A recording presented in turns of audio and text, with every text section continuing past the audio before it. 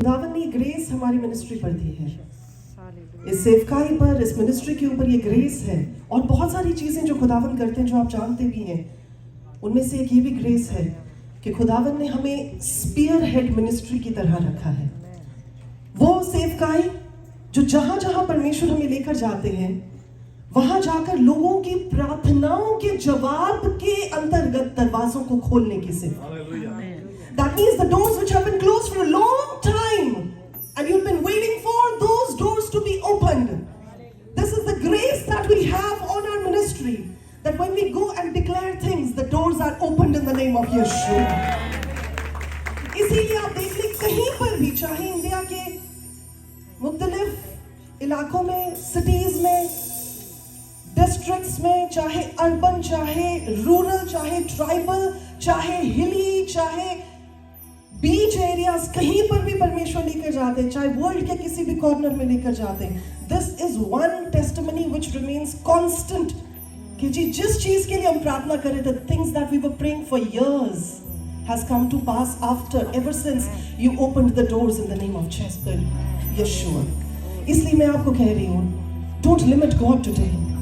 आज परमेश्वर को किसी भी फाउंडेशन में बाइंड मत करें, पर ये सोचकर, ये जानकर इस जगह पर बैठे कि आपकी प्रार्थनाओं का जवाब आने वाला है। The answers to your prayers are just on its way. हाथ रखिए उस जगह पर। Place your hand on your shoulder. इसे खड़ी प्रभु यीशु के जीवित नाम में। In the living name of Jesus Christ. Yes, I speak healing प्रभु यीशु के जीवित नाम में। इसी घड़ी सारी की सारी दर्द आपके शरीर को छोड़े और इन बोन्स को, इन लिगामेंट्स को, इन टेंडन्स को, इन मसल्स को मैं इसी समय कमांड करती हूँ प्रभु यीशु के नाम से, be healed. No more pain. I speak healing in the name of Yeshua. Amen. Amen. आप बैठ सकते हैं, अपने कंधे को चेक कर सकते हैं आप। You can check your shoulders and you can all sit down. Hallelujah. What a wonderful time to be here. कितनी खुशनसीब का समय कि मैं यहाँ पर। कितना अद्भुत समय है ये। कितना अद्भुत समय है। और आप सबों को बहुत बधाई। And many congratulations to all of you. Especially Sacramento Ecclesia को बहुत सारी बधाई। Especially to the congregation of Sacramento. मैं जब यहाँ पर बैठकर परमेश्वर से वचन मांग रही थी, When I was sitting here and I was asking God for word, तो उस समय परमेश्वर ने इस बात को मेरे मन में डाला then God put this in my heart कि जो आंसुओं के साथ बोते हैं, that those who sow with tears, वो जय जयकार के साथ लवने पाएंगे। they reap with shouts of joy. Oh, there is power in this word. इस दुनिया में एक ताकत है, There is power in this word. इस शब्द में एक ताकत है। जब आप रोते हुए बोएंगे, When you cry and when you sow with tears, आप जय जयकार के ललकारे लगाते you will हैं। reap the joy, you will reap the shouts, जय जयकार के ललकारे लगाते you will हैं। reap the shouts. Yes, लवने पाएंगे। पास्टर डेविड जी का बहुत बहुत धन्यवाद है और उनकी कलीसिया का, उनके परिवार का, उनकी मेहनत के लिए। I want to thank Pastor David and his family and his church, and especially I want to thank him for his hard work. और इतनी लंबी जर्नी को करके हर हफ्ते आना और परमेश्वर के काम को करना कोई आसान काम नहीं। It's not an easy job to drive all the way from LA to Sacramento each week and do the work of God. वाकई में परमेश्वर बहुत बरकत दे आपको। May the Lord bless you abundantly. और जो उनके साथ खड़े हैं, And all those wू are standing with Pastor David, strong pillar की तरह खड़े हैं, they're standing like strong pillars with him. परमेश्वर आप सबों को भी बहुत बरकत दे। May the Lord bless you all abundantly as वचन में well. लिखा है, It says in the Word of God, जब यहोशू लड़ रहा था अमलेकियों के साथ, when Joshua was fighting with the Amalekites, exodus की किताब में जब आप पढ़ते हैं, निर्गमन, और वहां पर आप देखते हैं कि मूसा खड़े होकर दुआ कर रहा होता है, and you can see that Moses was standing and praying, और यहोशू नीचे लड़ रहा होता है। and Joshua was down in the valley fighting. जब तक मूसा के हाथ ऊपर रहते हैं, As long as Moses' hand was held high, तब तक इजरायली जीतते जाते हैं। Israelites would win. और मूसा जब थक जाता है, And whenever Moses would get tired, Aron और हूर को बुलाया जाता है।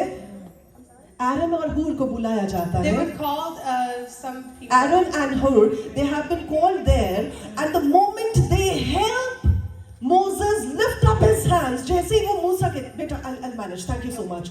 जब जैसे ही वो मूसा के हाथों को ऊंचा उठाते हैं, the way they help Moses to let his hands be lifted up, that is the time God gives them a win. God gives them a victory. But you know what? आपको पता है कि मूसा, हर मूसा के साथ हारून और हुर की जरूरत होती है. Every Moses has been assigned with Aaron and Hur. You need to know that.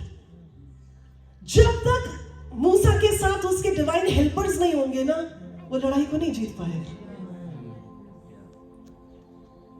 So God assigns his divine helpers. Similarly, God has assigned divine helpers for you in this church.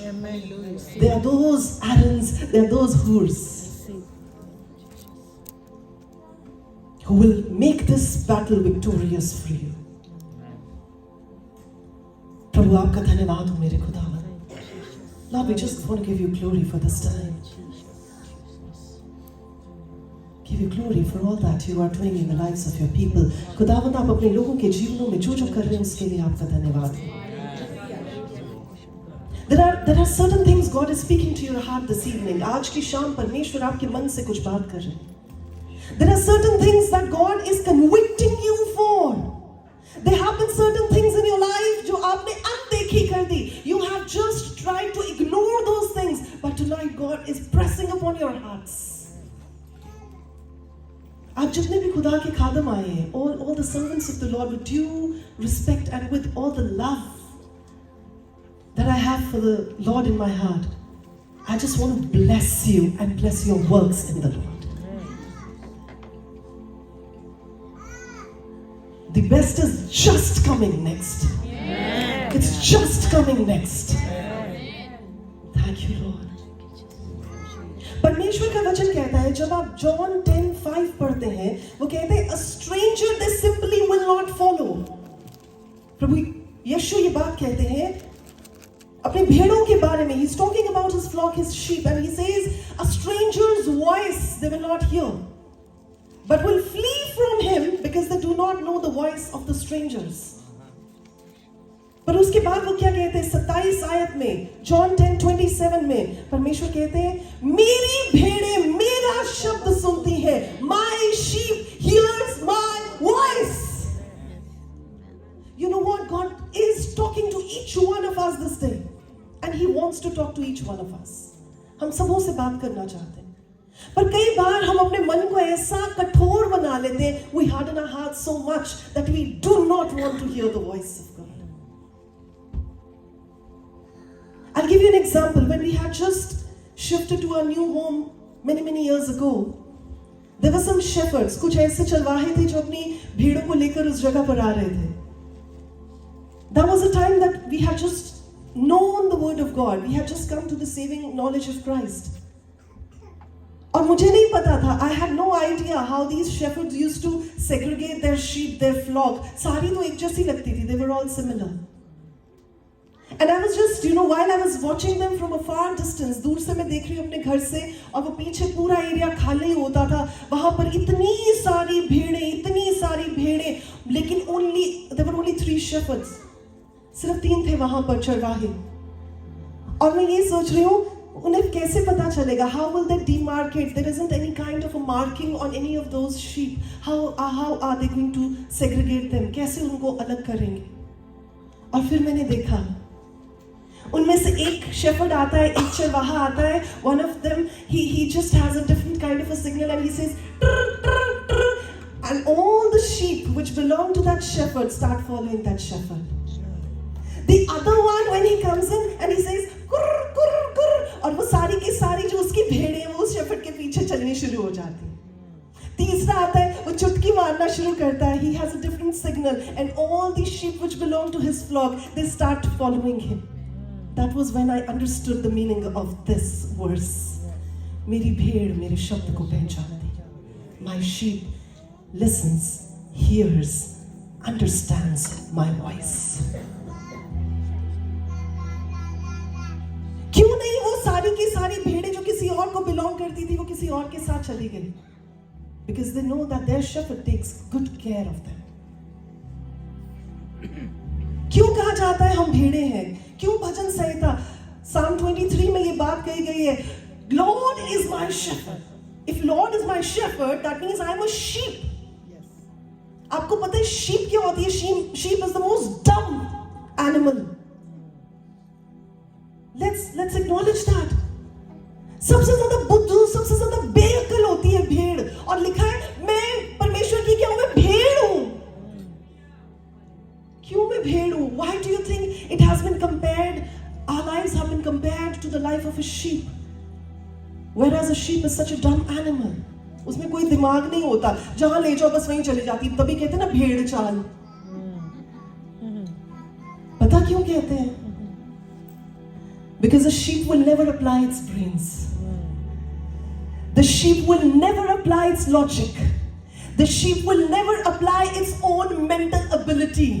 The sheep will never try to move ahead of the shepherd. The sheep is even though so dumb, but it is so reliant on its shepherd. ऐसे ही हम चाहे जितने मर्जी dumb हो, लेकिन हम अपने खुदावन जो हमारा चरवाहा है, उसके ऊपर पूरी तरह से तवक्कुल रखने वाले इंसान हैं। वो कहता है आ तो हम आते, वो कहता है जा तो हम जाते, वो कहता है बैठ तो हम बैठ जाते, वो कहता है उठ तो हम उठ जाते, वो कहता है मैं तुझे हरी हरी चारगाइयों में लेकर जाऊंगा, हम साथ चल पड़ते हैं। We don't have to find greener pasture for ourselves. He finds it for us. We don't have to provide things for ourselves. He provides for us. We don't have to apply oil on our head. He applies oil on our head. He says, my sheep hears my voice. सिर्फ सुनती नहीं है, पहचानती भी है। And with so many voices, so many noises all around us, इतने शोर, इतने शराबे के बीच में परमेश्वर की आवाज को पहचानना मुश्किल होता है। सुनाई तो सबको देती है, we can all hear it, just that we cannot differentiate the voice of God. Today I'm going to give you 10 parameters. मैं 10 आपके साथ ऐसी बातें शेयर करूंगी जिससे आपको पता चल जाएगा कि परमेश्वर की आवाज क्या नहीं कहती है। These are those 10 parameters which will help you understand all those 10 things which the voice of God will never tell you to do. Are we ready for this? Yes. Are we ready for this? Yes. देखिए सबसे पहली बात, परमेश्वर की आवाज आपको कभी भी ये नहीं कहेगी कि आप प्रभु यीशु मसीह का इनकार करें। The voice of God will never tell you to deny Jesus Christ. There are so many new age religions, so many new age terminologies, and everybody says there are so many different ways that lead to heaven. You may take up any way and you will reach the heaven. No, my dear friends, the word of God very clearly says, परमेश्वर का कलाम बड़ी clearly इस बात को कहता है, एक ही रास्ता है. There is just one way. Just one way. And that is Jesus. Just one way, and that is Jesus. So the voice of God will never tell you. At times we are in such kind of a dilemma where we caught up between so many different ideas and views, और हमें कहा जाता है कि इनका दिल ना दुख जाए. We have to honor these people. Yes, we honor every religion, we honor every faith, we honor and respect everyone, but we know what the truth is. We don't corrupt the word of God. हम खुदा के कलाम में मिलावट नहीं करते हैं. हम जानते कलाम कहता है सिर्फ खुदावन यीशु के नाम में ही स्वर्ग में एंट्री है. And there is no other way that can lead us to heaven. It is only the gate which is called Jesus Christ. So the voice of God will never ever tell you कि नहीं, there are more ways. No. If there is the voice which is telling you there are more ways, अगर कोई आवाज है जो आपको कह रही है और भी दरवाजे हैं, इधरों भी निकल जाओ, उधरों भी निकल जाओ, उधरों भी निकल जाओ, उत्थे ही पहुंचना है, जी नहीं, वो परमेश्वर की आवाज नहीं है. क्या हमें समझ आ रही है? Yes. So इसलिए किसी के भी कहने में जब when people are discussing, and since people like myself, we come from non-Christian families, so there are many people who are trying to press upon us their ideas, their views. फलाने में डुबकी मार लो तो उद्धार मिल जाएगा. You will get salvation if you go and dive into फलाना टमकाना. We just laugh it off. We just don't agree with them. पर हम उन्हें कुछ और नहीं कहते. हम ये भी नहीं कहते आप सही हैं, हम ये भी नहीं कहते आप गलत है, पर हम ये भी नहीं कहेंगे कि आप सही हैं. we know कि सही क्या है. Hallelujah. दूसरी चीज, the voice of God will never demoralize or demean you. Please hear this very clearly. You will hear many voices which will tell you, you're not capable of doing this, तुम ये नहीं कर सकते, तुम इस चीज के योग्य नहीं हो, तुम इस चीज के लायक नहीं हो, तुम्हारे साथ तो ऐसा ही होगा, तुम्हारे साथ तो वैसा ही होगा.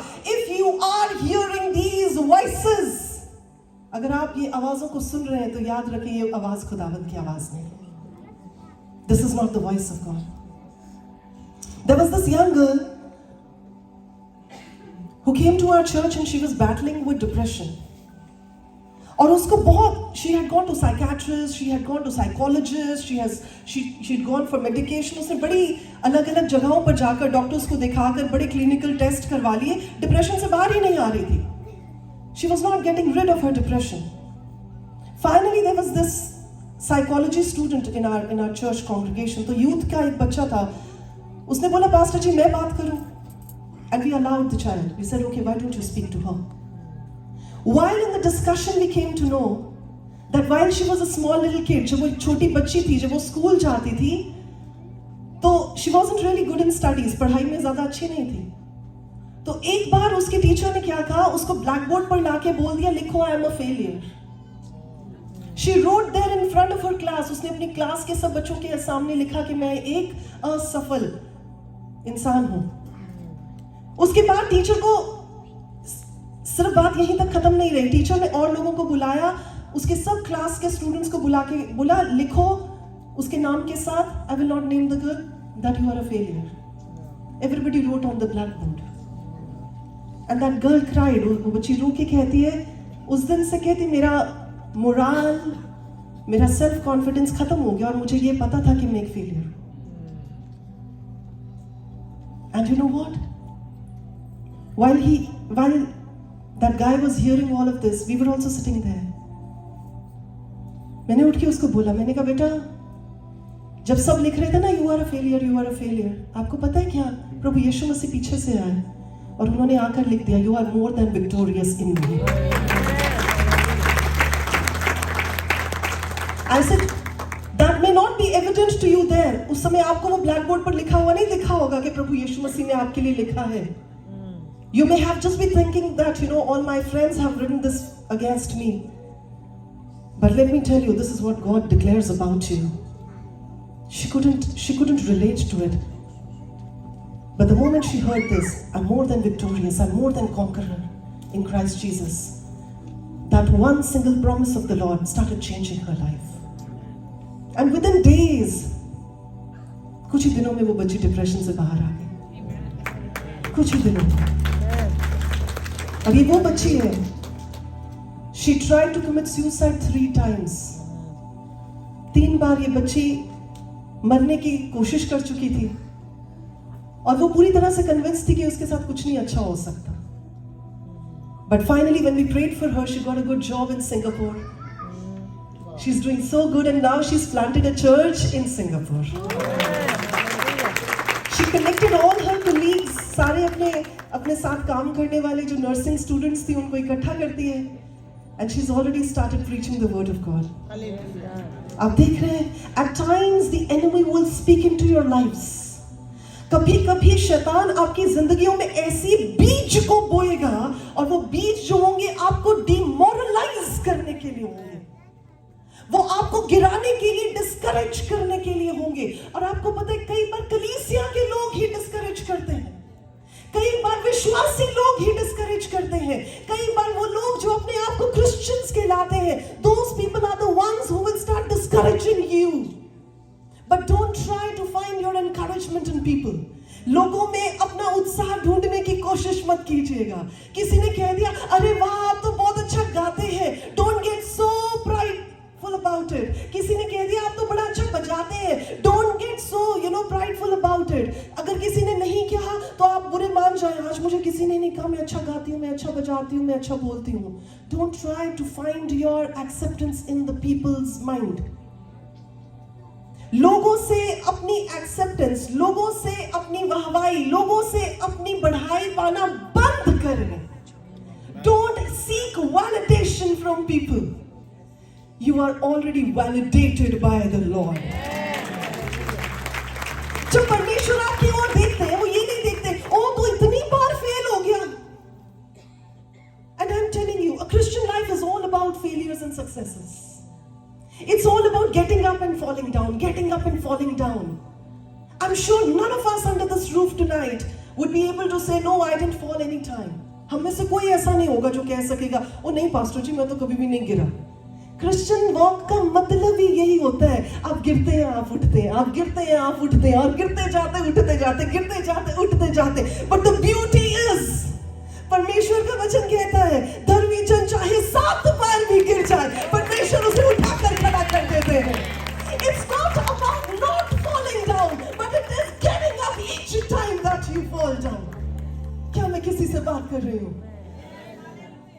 So each time that you fall down, you will hear a voice of the enemy telling you, oh, you are a failure.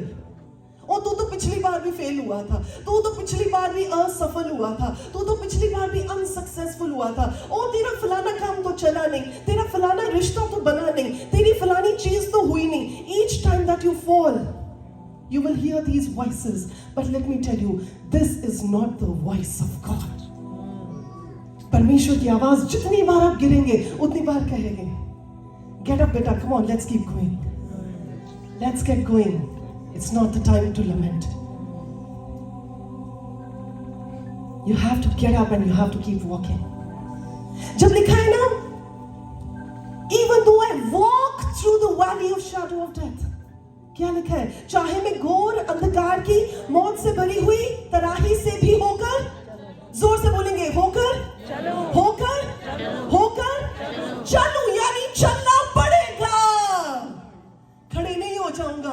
That means even though I walk through the valley of shadow of death, you have to keep walking. You don't have to be stationary. पता है कि मौत की तराई है, पता है कि अंधेरा है, पता है कि वहां पर डर है, पता है वहां पर निराशा है, but you have to keep going, you have to keep walking. जहां आपको आवाज आए ना, नहीं, you shouldn't be walking now, you should stand still now, no, there isn't any hope for you, understand this is not the voice of God. And I know आप में से बहुतों के साथ ये बात हो रही है, आपके चेहरे बता रहे हैं, आपकी आंखें बता रही हैं.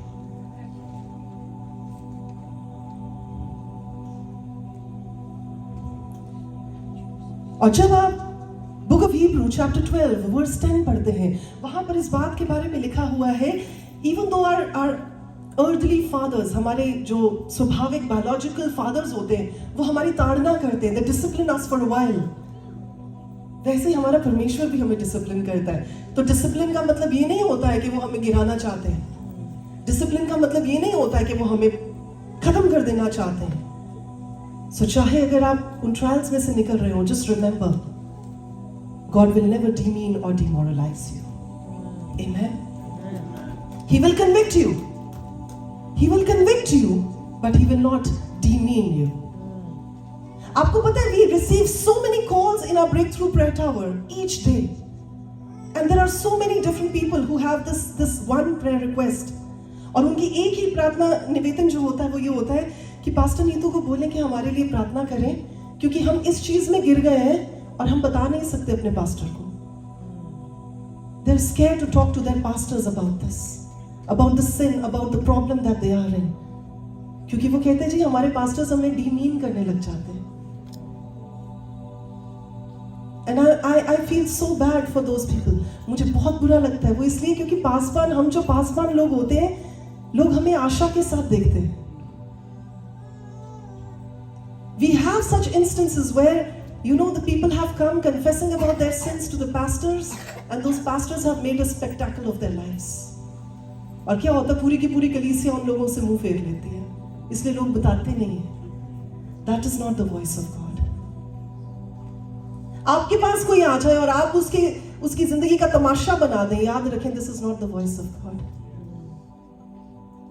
So इसलिए anything that demeans you, demoralizes you, discourages you is not the voice of God. Clear है जी? All right. तीसरी चीज, परमेश्वर की आवाज कभी भी आपको गुनाह करने के लिए नहीं कहेगी. अब आप ये कहना ना शुरू कर देना, पास्टर नहीं तो ये तो बड़ी सिंपल सी बात है, ये तो हमें पता है। जी नहीं, बहुत सारे लोग हैं, there are so many people who say, oh Lord told me to go around with my girlfriend and my boyfriend. Lord told me. Lord will never tell you to sin. Even though there are so many people who are married but they still choose to go around with their exes. Y को छोड़ कर x के साथ चले जाते हैं।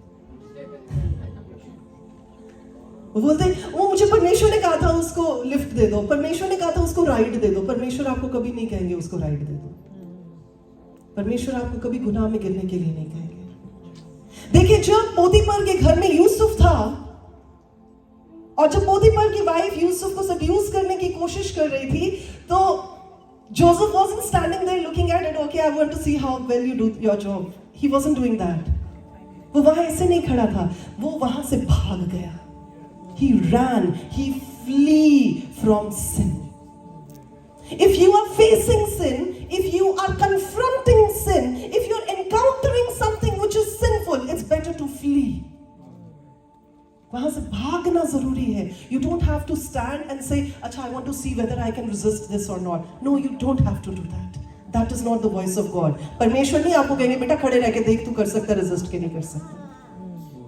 Let's face the reality. And I'm not talking anything which is not prevalent. I know it because my team, my prayer tower receives hundreds of calls like these every day.